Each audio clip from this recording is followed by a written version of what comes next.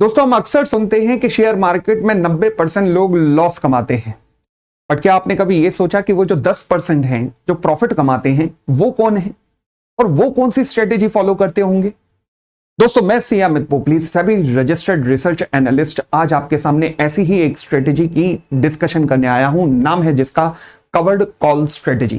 ये जो बड़े बड़े एचएनआईज या बड़े बड़े फॉरेन इन्वेस्टर्स हैं, ये लोग इस स्ट्रेटेजी को काफी अच्छी संख्या में फॉलो करते हैं। अब ये स्ट्रेटेजी है क्या?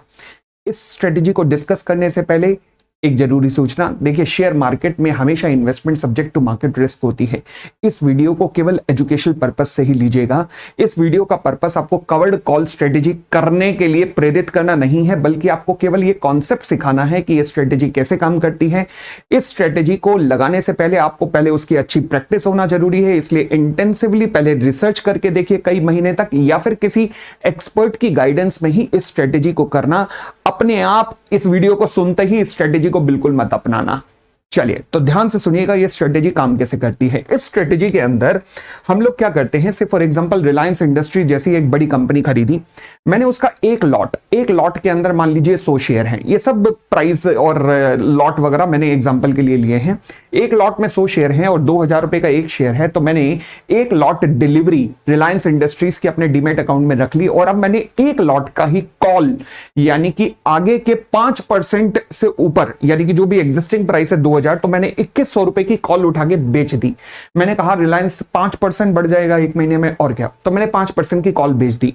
अब डिफरेंट सिनेरियो देखिए क्या पॉसिबल है। पहला सिनेरियो तो ये बन सकता है कि प्राइस इंक्रीज हो गया, तो फिर मेरे डीमेट अकाउंट में जो शेयर थे वो बढ़ गए, जो मैंने कॉल बेची थी उसमें मेरा लॉस हो गया, तो अल्टीमेटली प्रॉफिट या लॉस खत्म हुआ, नेट हो गया 0। परंतु जो मैंने कॉल बेची थी तो मैंने कुछ प्रीमियम कमाया होगा, वो मेरा प्रॉफिट हो गया यहां पर। दूसरा सिनेरियो, प्राइस डिक्लाइन हो गया। अगर प्राइस डिक्लाइन हुआ तो मेरे पास डिलीवरी में जो शेयर पड़े थे उनका दाम गिर गया, परंतु जो मैंने कॉल बेची थी अब उसमें प्रॉफिट हो गया, और फिर मैंने जो प्रीमियम कमाया कॉल बेच के वो भी मेरा प्रॉफिट हो गया। तो यहां पर भी अल्टीमेटली आप कुछ ना कुछ तो गेन ले ही जाएंगे। तीसरा सिनेरियो एक पॉसिबल है कि भैया अगर कोई चेंज ही नहीं हुआ, तो मेरे पास डिलीवरी एज इट इज पड़ी है, और जो मैंने कॉल बेची है उस पर प्रीमियम तो मैं खा ही चुका हूं, और जो मैंने कॉल बेची है वो वैसे ही लैप्स हो जाएगी, तो यहां पर भी मुझे प्रॉफिट हो सकता है। परंतु अगेन देख रहे होंगे आप कि लॉस होने की संभावना तो नहीं है, बट ऐसा करने से पहले आपके पास अच्छा खासा मार्जिन या फंड्स आपके अकाउंट में होना चाहिए, तभी आप ये स्ट्रेटेजी अपना सकते हैं। इसलिए मैं बार बार कहूंगा इस वीडियो को एजुकेशनल पर्पज से लीजिएगा। ऐसा करने से पहले महीनों की प्रैक्टिस जरूरी है, या किसी एक्सपर्ट की गाइडेंस के अंदर ही ऐसा करना चाहिए। Thank you.